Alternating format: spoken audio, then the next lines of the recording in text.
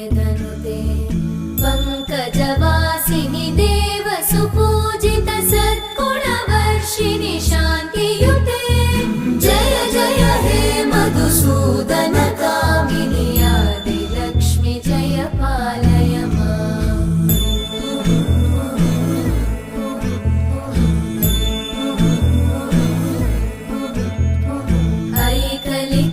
ऐकलिकल्मषनाशिनि कामिनि वैदिकरूपिणि वेदमये